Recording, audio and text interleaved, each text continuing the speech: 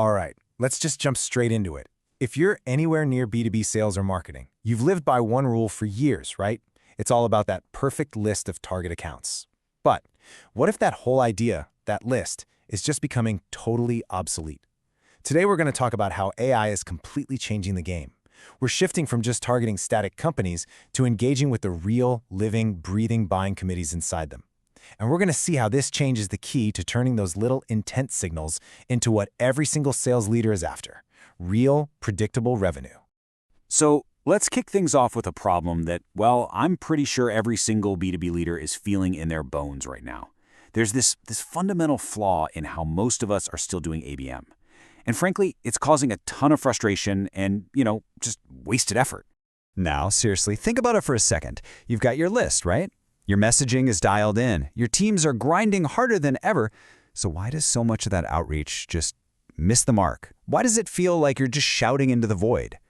Why do all those carefully crafted emails and campaigns just seem to fall completely flat? Well, the answer is somehow both way simpler and a lot more complex than you probably think. And boom, here's the core of the problem right here. The average B2B deal today isn't decided by one or two people. Nope, it's a whole committee. We're talking 8 to 12 different stakeholders. Every single one of them has their own priorities, their own hidden agendas, their own influence, and this group is always changing. We're not selling to one person anymore. We're selling to a tiny internal village. And this right here, this is the mindset shift that changes everything. Accounts don't buy things. Buying committees do. Your target list might say Company X, but let's be real, the company logo doesn't sign the purchase order. It's that messy, ever-changing group of people inside that company who do. And if you don't know who they are, what they actually care about, and when they're finally ready to listen, you're basically just flying blind. So because of that reality, we have to make a huge strategic pivot. We've got to move away from just having a list of target companies and start doing what's called influence mapping. And listen, this isn't some static list you pull together once a quarter. This is about creating a live, dynamic map of the people who actually hold the power inside your most important accounts. So what does that actually look like in practice? Well, modern go-to-market teams have to be tracking buying signals in real time. We're talking about things like key executives changing jobs, the company adopting a new piece of tech, or a fresh round of funding. And you've got to identify the real influencers, the ones who might not have the big, fancy C-suite title. All of this means your CRM can't just be a dusty old database anymore. It has to become a source of live, breathing, constantly updated account intelligence. Okay, so when you start thinking that way, it becomes crystal clear why the old ABM playbook is just, well, it's broken. It was built for a much simpler time, a world that honestly just doesn't exist anymore. Let's look at the difference side by side. And this lays it out so clearly. The old way, you were working with contact data that was probably outdated the second you bought it. The new way? It's all built on live, real-time intelligence. The old way was all about that generic personalization, dropping a first name into an email. The new way uses actual buying signals to trigger outreach that's genuinely relevant. And maybe the most important part, we finally move away from that classic tug-of-war between sales and marketing and into a world of truly coordinated engagement. This quote right here just hits the nail on the head. Personalization without intelligence is just automation at scale. Think about that. Sending out 1,000 emails with someone's first name isn't real personalization. It's just spamming more efficiently. True personalization comes from intelligence. It's about knowing what to say, who to say it to, and hitting them at the exact right moment to make a real impact.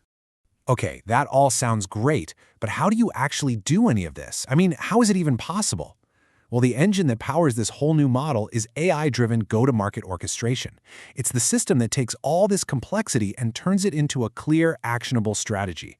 Let's break down how this engine actually works. It's basically a 5-step process. First, the AI comes in and enriches all your data. It verifies contacts, finds the real decision makers. Step 2, it maps out all the relationships and the lines of influence inside that buying committee.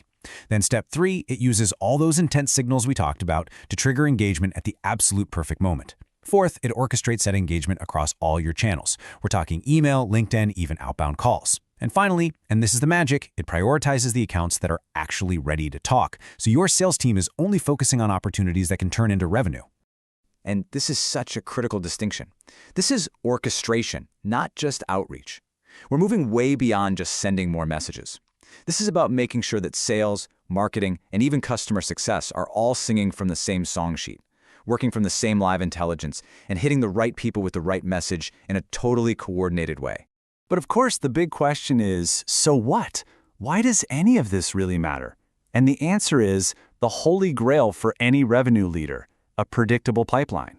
This whole system is designed to take the guesswork and the hope out of generating pipeline and to directly connect these intelligent, data-driven actions to real business outcomes. And when you look at the results, you really see the impact. Teams that switch to this orchestrated approach see real, tangible improvements across the board. Your deal velocity goes up because you're engaging the whole buying committee from day one. Your average deal size gets bigger because you're having much higher quality conversations. And maybe my favorite part, you see a massive drop in wasted SDR effort because your team isn't just chasing ghosts anymore. So let's end on this thought. If you take away just one thing from all of this, let it be this. The future of B2B sales isn't about having more targets or a bigger list. It's about better timing, it's about deeper insight, and it's about a completely coordinated engagement. That is how you move past just hoping for intent and start actually creating predictable revenue.